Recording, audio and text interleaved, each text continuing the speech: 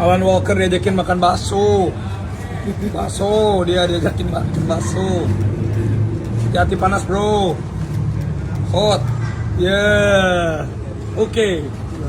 Dia diajakin makan kue cubit.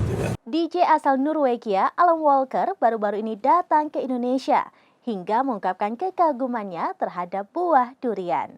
Berikut informasi selengkapnya untuk Anda.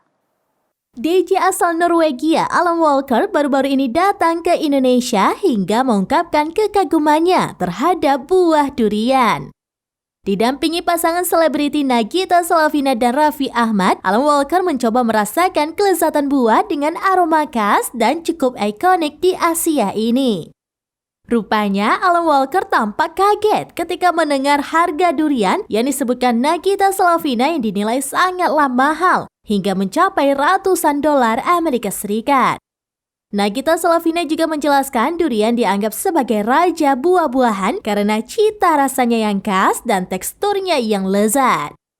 Berkunjung ke Andara, Alan Walker tidak melewatkan kesempatan untuk mencicipi durian bersama dengan Raffi Ahmad dan Nagita Slavina. Alan Walker yang terkenal dengan karya musik elektroniknya juga mengungkapkan meskipun aroma durian terkadang disebut sangat kuat, baginya baunya tidak terlalu menyengat. Ia bahkan berbagi momen kebersamaannya saat makan durian melalui akun media sosialnya dalam TikTok @AlanWalkerMusic.